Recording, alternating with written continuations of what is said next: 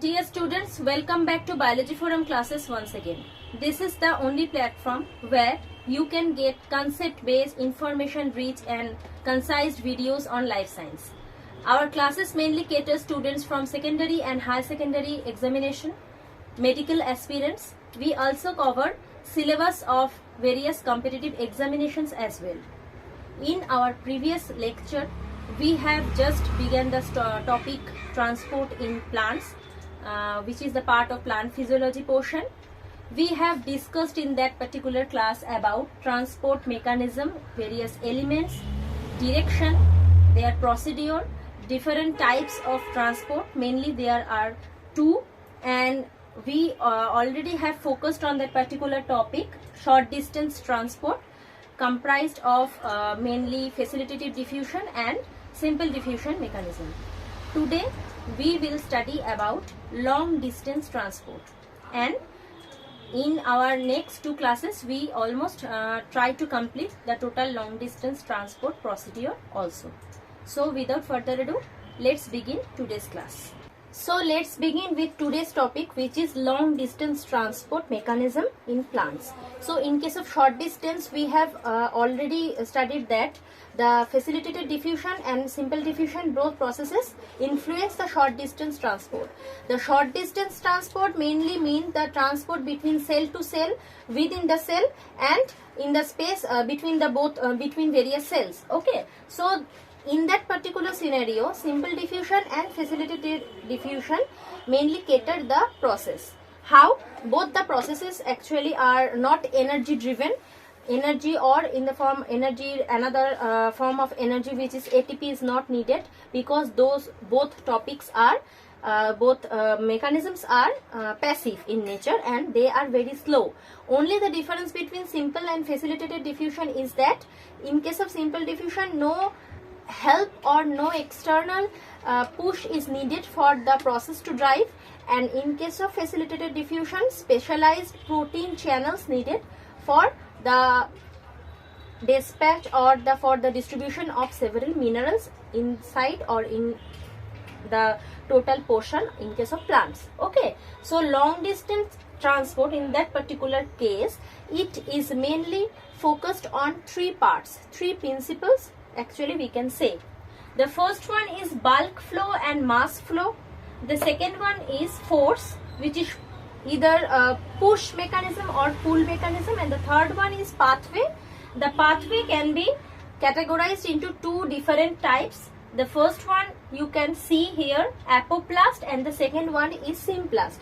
We will study with each and every topic individually. Okay, so before diving directly into the total principle of long distance mechanism or long distance transport mechanism, we can say, actually if you can see that if this is a tree and these are the root portion, so we can say that these root portion are the site of absorption of water, point or site of absorption of water.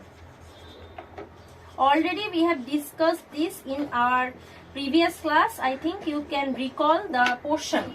The roots or root hairs are the site or point of absorption of water, and they convey the absorbed water to another portion of the tree, that are leaves, just above the soil level, through xylem tissue or through xylem, and phloem is mainly designated for the distribution of food present or synthesized in the plant leaves, and xylem is mainly responsible for the distribution of water as well as minerals which are absorbed by the root system of plants. So root are the point of absorption, and the point of use we can say are leaves. Leaves are point of use of that particular mineral or water. So there is a far distance, we can say there is a far distance between both the points, the point of absorption and with the point of use. So as because the distance between these 2 points is very much high in case of tall plants or in case of plants in general, That is why it is termed as long distance transport mechanism. It is not within the cell, or it is not also in between the cells. It is far apart from the short distance transport mechanism. That is why it is named like so. Okay, so just let's come to the principal mechanism. There are three principles on which the long distance transport mechanism relies. Okay, what are they? Bulk flow and mass flow. What do you mean by bulk flow and mass flow or mass flow? Bulk, just to describe this in detail, let me erase this portion. So in case of simple diffusion, what is the principle? As we already have studied, the principle of simple diffusion is that the distribution of water from high concentration side, distribution of solute from high concentration to low concentration. In this particular case also, suppose assume that this is a pipe. The left portion of the pipe contain high pressure and the right portion of the pipe contain low pressure. That this portion is high pressure zone and this portion is low pressure zone. So in that particular case, water will flow in which direction? At first we have to understand this. So in that particular case, as water flow is not energy driven, it is passive in nature. That is why, according to the principle of simple diffusion, water will flow from the high pressure zone to the low pressure zone. And along with water, several minerals will also follow this pathway and they will distribute from the high pressure zone to the low pressure zone. Okay, I think up to this you have understood well. So along with water,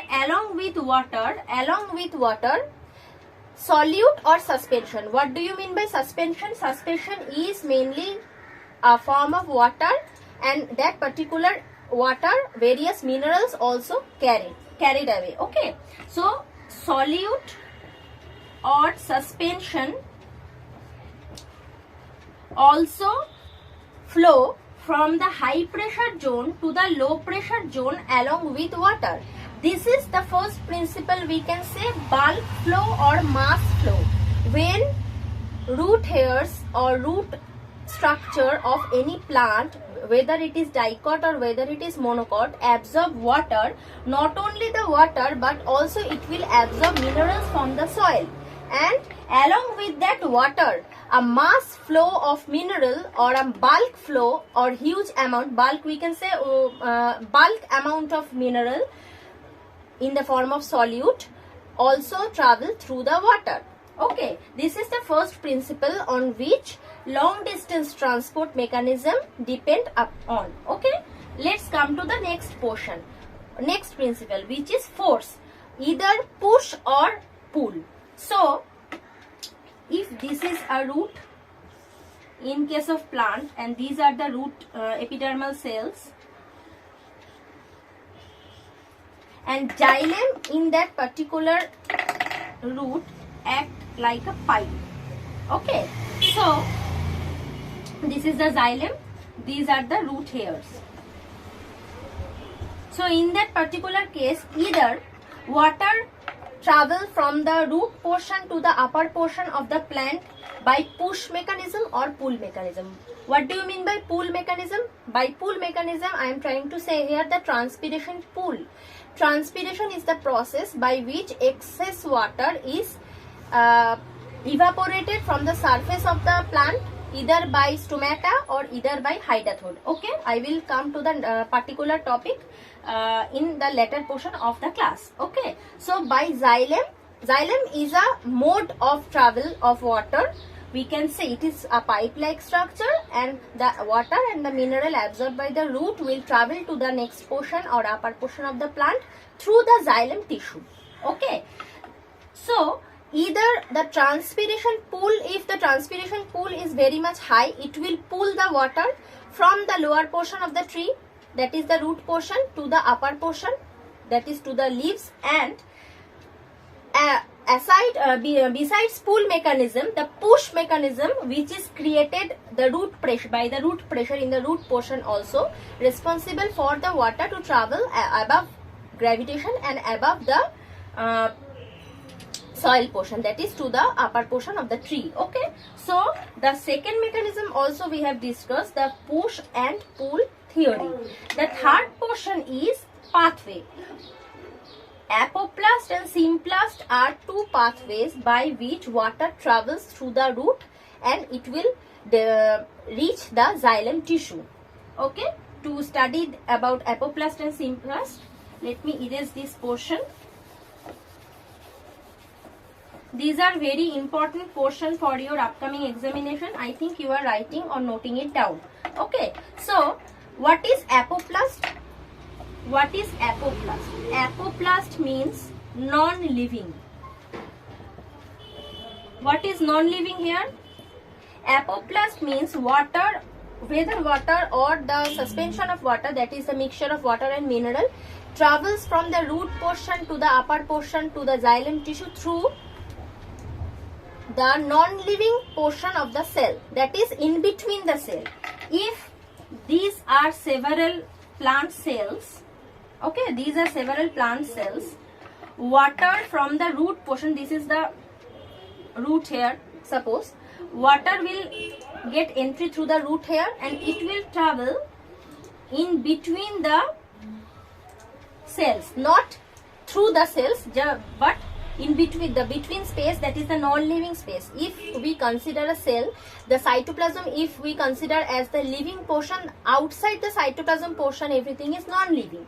So in case of human or in case of animal cell, the theory applies to the right portion. Okay, so in case of apoplast pathway, apoplast means water travels through the, not in between the cell, not crossing the plasma membrane or not crossing the cell wall, it crosses in between the two cells, the water will travel and it will reach up to the xylem tissue. Okay, apoplast means non-living. Just remember this portion, that apoplast is related to non-living portion of cell. Water travels in between the cells or in between or through the dead vessels of plants. Okay, what is the symplast? So symplast theory means living. Symplast means living.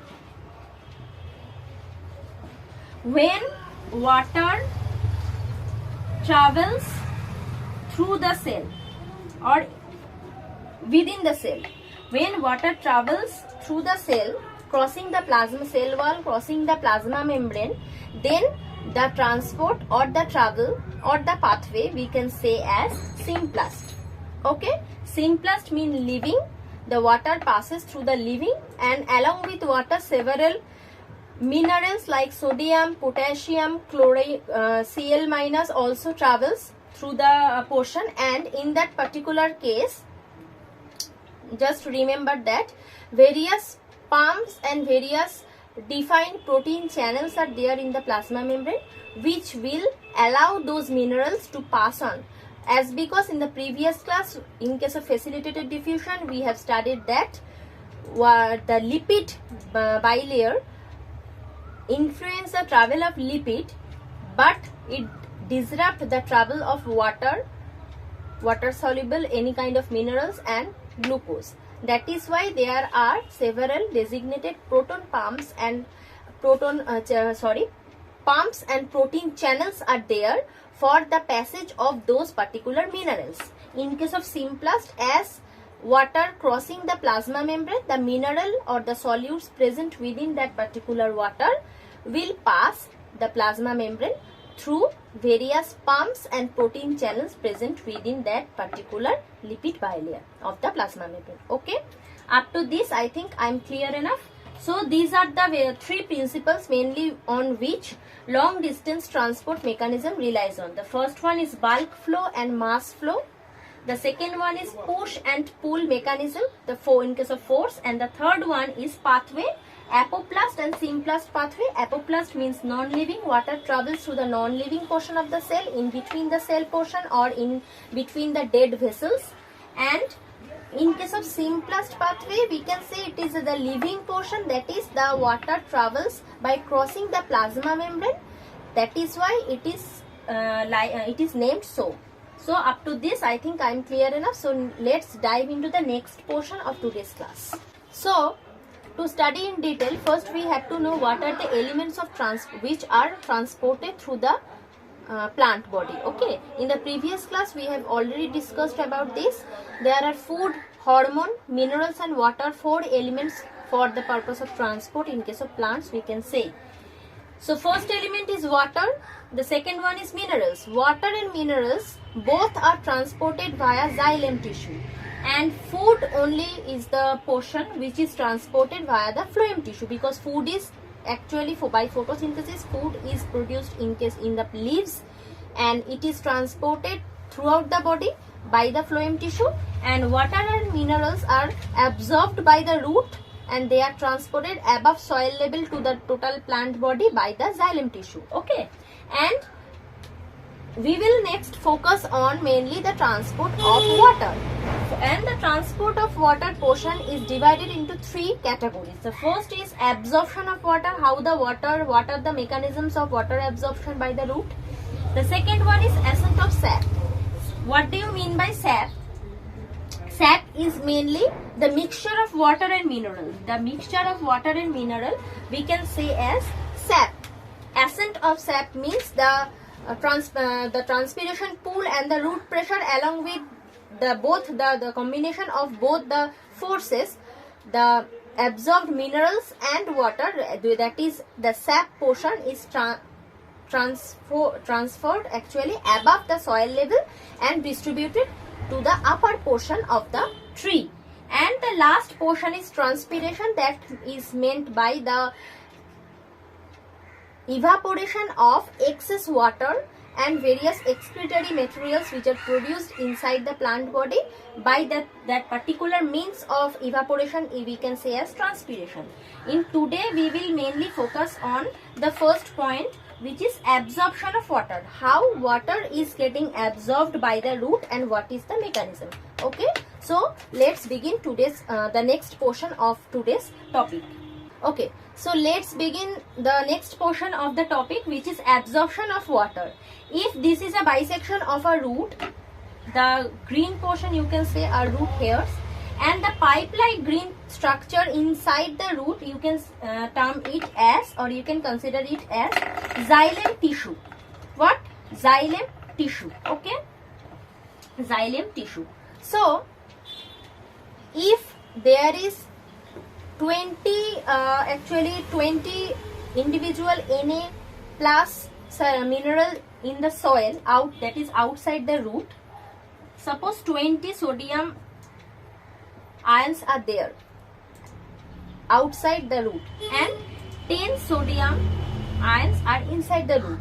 So by comparing these two, we can say this 20 number of sodium minerals are in the soil. Okay, soil is a huge portion. Not only sodium but various other minerals are also present inside the soil. So in that particular huge portion, the amount of 20 number of sodium minerals is very much less. That is why from that concept we can say that soil is a diluted solution, or soil is a dilute solution. Why? Because the area of soil is very much huge, and in that huge area 20 number of sodium ions, for example, just assume 20 number of sodium ions is very much less. That is why we can say soil is a dilute solution. But inside the root, the area is very much small. In that small area, only 10 number of sodium ion is very much high. So inside the root portion, the concentration of solute, the concentration of mineral is so much high than the outside portion.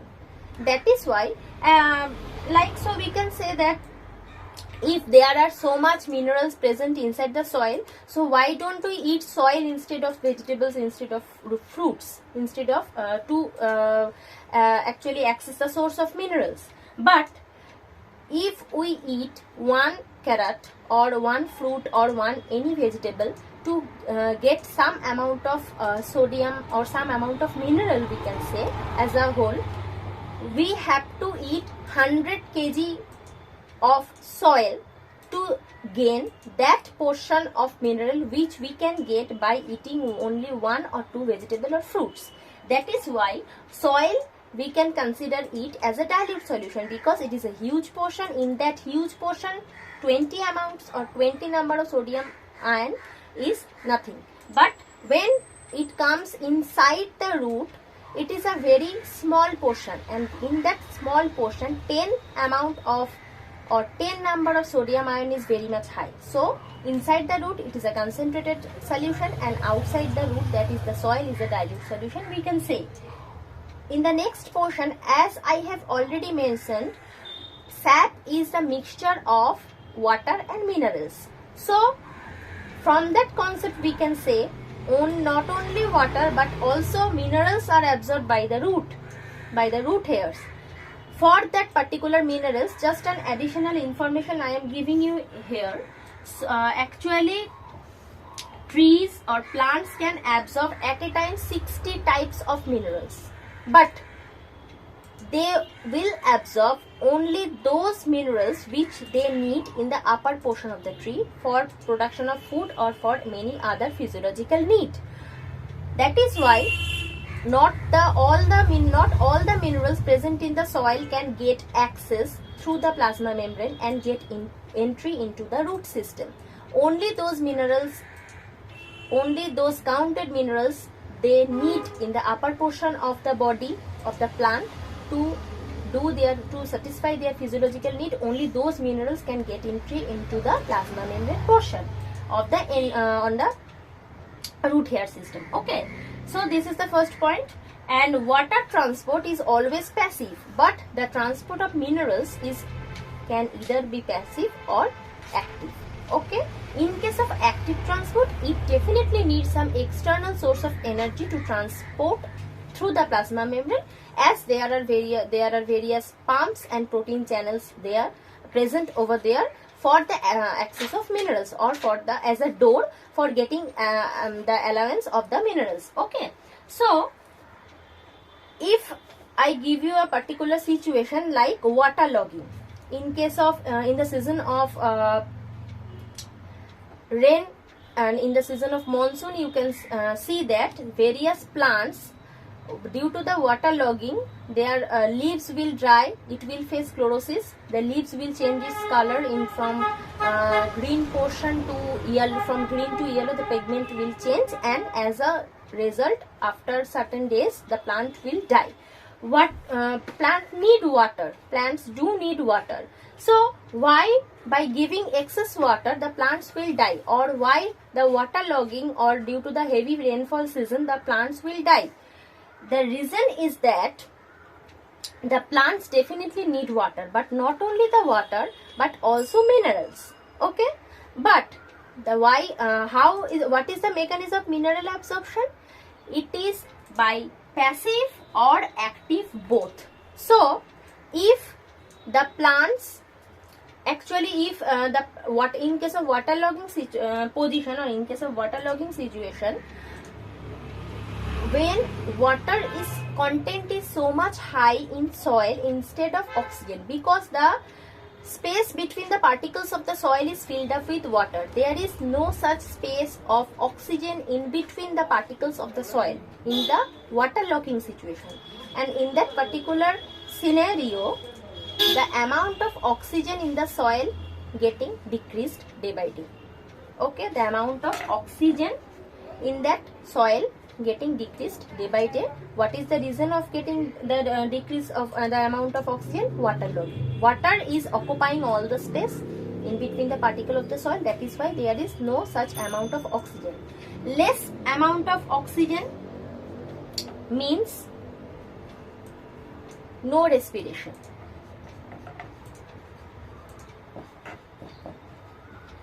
Respiration is a physiological phenomena in case of plants, in case of animals also it is available or it is present. We will study in the biochemistry portion of the particular topic. Okay, so if there is less amount of oxygen present in the soil, that means less amount of oxygen is delivered to the plant also, and less amount of oxygen leads to no respiration. No respiration leads to no ATP. Okay, and this will lead to no transport of minerals. Because why? Because mineral transportation mainly depends on various protein channels and pumps present in the plasma membrane. And as mineral transport can be active and passive both. In case of passive, it doesn't need any external source of energy, but if this is active transport, it do need some source of external energy to, like ATP. ATP is the only source of energy by which it can pass through the protein channels and pumps present in the plasma membrane. So if there is no respiration, there will be no ATP be formed, and that lead to no mineral transportation. And no mineral transportation means no water transportation. And additional information here, that at first when root hairs absorbed sap, mineral will pass on through the channels first and water will follow the mineral. This is not that water will get entry first and then mineral. Mineral will lead the way and water will follow the way. After mineral, the water will absorb by the root. So if there is no mineral absorption, it will definitely lead to no water transportation, and no water transportation means there is no such amount of, there is dehydration, the plant will face dehydration, and as a result of dehydration, many other symptoms will appear like chlorosis, and like the plant leaves will get dried and it will face dehydration, and ultimately the plant will die. Plant died.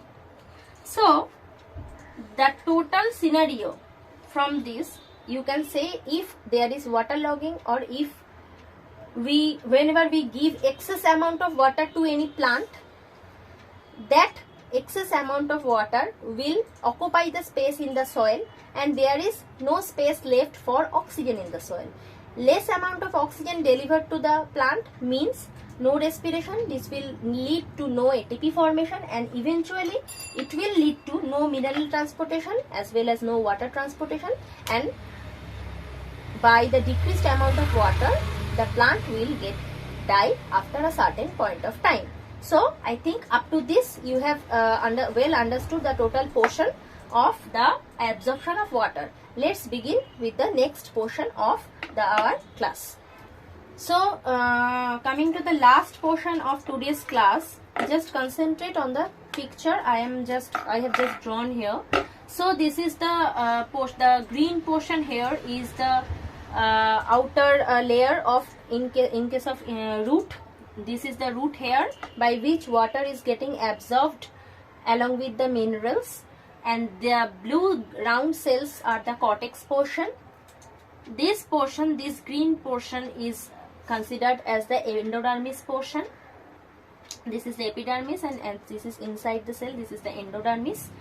This blue portion is pericycle, and this structure is xylem. So water have to get absorbed here and travel up to the xylem tissue along with the minerals. So in that particular scenario, two pathways are active. First is apoplast, we have already studied, and second is symplast. Water will reach up to the xylem tissue by following both these pathways.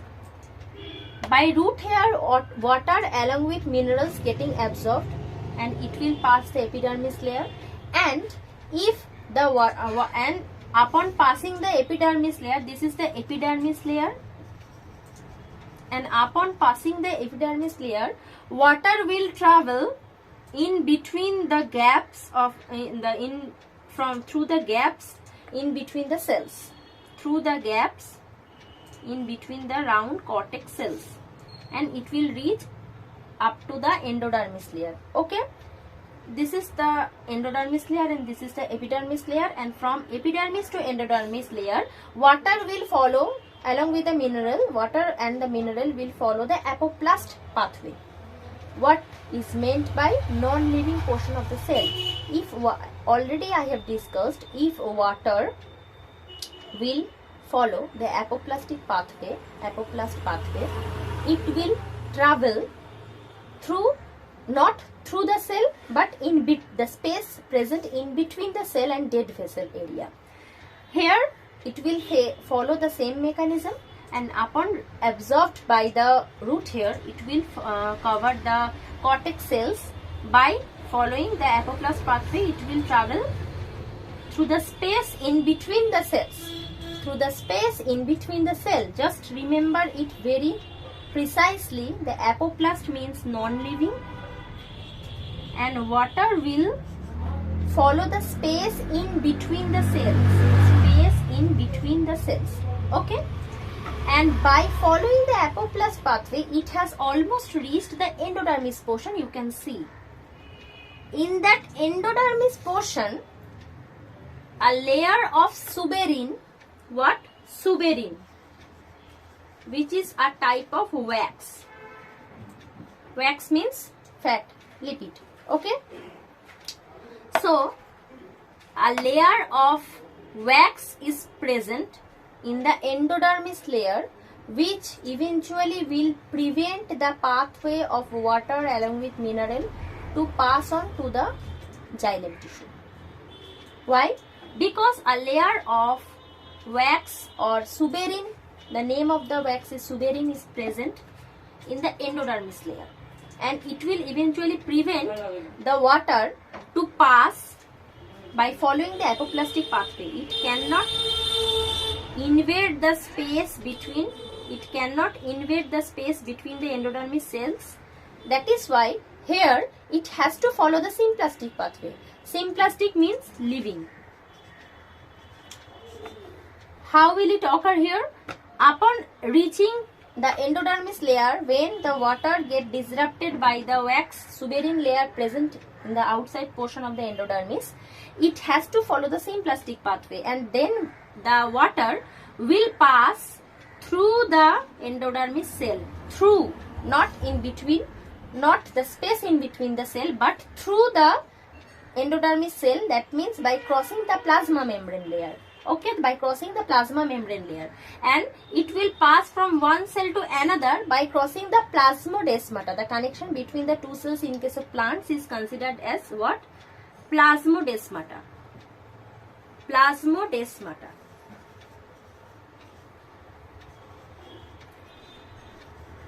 You can face some short questions, so these are very important topics for your upcoming examination. Okay, so let's concentrate here. Upon reaching the endodermis layer and getting disrupted by the suberin wax layer present over here, the water will follow the symplastic pathway, and that is why the water will pass on through the endodermis cell by crossing the plasma membrane and by crossing the plasmodesmata layer, and by following this pathway, it will ultimately reach to the xylem tissue. So, in case of root, both the apoplast and symplast pathway, water and mineral have to follow. In the cortex layer, up to the endodermis layer, it will follow the apoplast pathway, and after reaching the endodermis layer, it has to follow the symplast pathway, and it will travel through the endodermis cell and reach up to the xylem tissue. Okay, I think up to this I am clear enough. And here, what is Casparian strip? The suberin, the thick layer of suberin present in the endodermis layer, this thick portion, the black, I have just drawn it by black ink. The black portion designate the suberin wax present over there, and the layer of suberin wax present in the endodermis layer is considered as Casparian strip. Okay, Casparian strip. So, by this mechanism, water will reach up to the xylem tissue. Okay, and here an additional information I would like to give you, that at a time plants can absorb 60 types of minerals, but it doesn't. Why? Because the root cells or the root hairs will absorb only those minerals which they would need or they will need in the upper portion to produce any kind of food or for their any physiological need. That is why sodium, chlorine and potassium, these type of minerals, they will pass through the plasma membrane, and in the plasma membrane, water easily or pass by as water transportation is passive, there is no need of external energy. That is why water can easily transported by the plasma membrane. But for mineral transportation, it definitely needs some kind of protein channels and pumps present over there for the transport or for the passage of sodium, iron, potassium, chlorine, and so and like so various types of ions. Okay, what are the elements? Protein channels,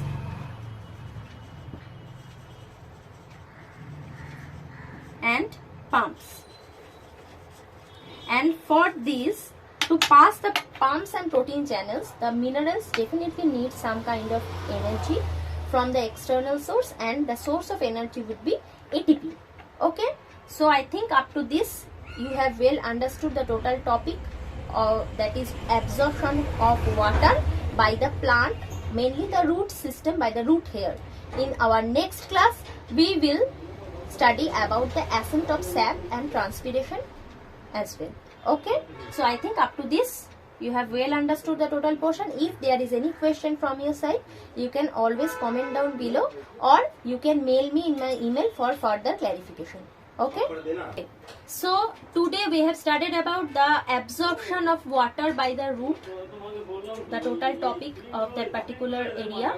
In our next class, we will study about the ascent of sap and transpiration mechanism in case of plants. I think I have almost covered the total portion or the total topic. If there is any question from your side, you can always comment down below, or you can mail me in my email ID, which is right now popping in your screen. So if you like the video and if you enjoy the learning process with me, don't forget to subscribe to this channel, share the video as much as possible, and for any further clarification or any handwritten notes, you can always contact with me. So thank you so much.